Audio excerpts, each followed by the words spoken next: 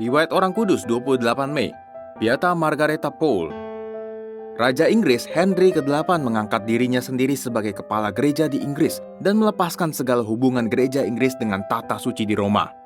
Henry berbuat begitu hanya beberapa saat setelah Paus sebagai kepala gereja menolak keinginannya untuk menceraikan istri sahnya, yaitu Ratu Katarina. Henry ingin menceraikan Katarina supaya ia dapat menikahi seorang gundiknya yang juga bekas pelayan istrinya, yaitu Anne Boleyn, wanita yang telah membuatnya tergila-gila. Raja Henry kemudian menyatakan bahwa gereja Katolik adalah terlarang di seluruh Inggris.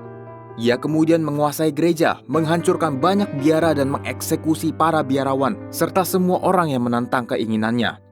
Beata Margaretha Pole adalah salah satu martir dalam reformasi Anglikan ini. Margaretha Pole dilahirkan pada tahun 1471. Ia adalah kemenakan dua orang Raja Inggris, Edward keempat dan Richard ketiga. Henry ke-7 mengatur pernikahannya dengan Sir Reginald Pole. Sir Pole adalah seorang prajurit gagah, sahabat keluarga kerajaan. Pada saat Raja Henry ke-8 naik tahta, Margaretha telah menjadi janda dengan 5 orang anak. Raja Henry ke-8 masih muda dan belum berpengalaman dalam hal mengendalikan kerajaan dan kekuasaan. Ia menyebut Margaretha sebagai wanita paling kudus di seluruh Inggris. Ia begitu terkesan pada Margaretha hingga ia mengembalikan sebagian harta keluarganya yang hilang di masa lampau.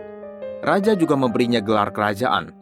Raja Henry ke-8 amat mempercayainya hingga Margaretha diberi kepercayaan untuk mendidik Putri Maria, putri Raja Henry ke-8 dan Ratu Katarina. Tetapi kemudian Henry ke-8 berusaha menikahi Anne Boleyn meskipun ia sudah beristri. Margaretha tidak menyetujui perilaku raja. Karena itu, raja mengusirnya dari istana. Raja menunjukkan bagaimana ia sangat tidak suka kepadanya.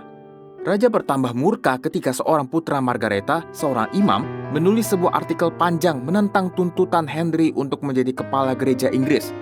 Sedikit informasi, putra Margaretha itu kelak menjadi Kardinal Reginald Pole yang terkenal. Henry ke-8 tidak dapat mengendalikan diri lagi. Ia menjadi seorang yang kejam serta penuh rasa dengki. Ia mengancam akan membinasakan seluruh keluarga Margaretha.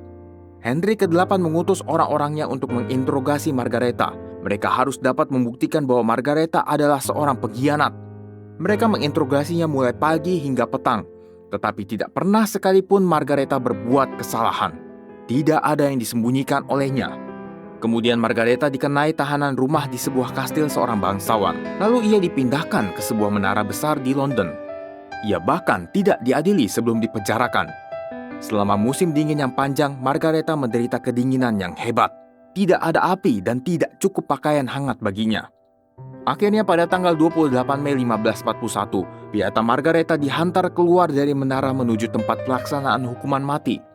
Ia lelah dan sakit, tetapi ia berdiri tegak dan gagah untuk mati demi imannya.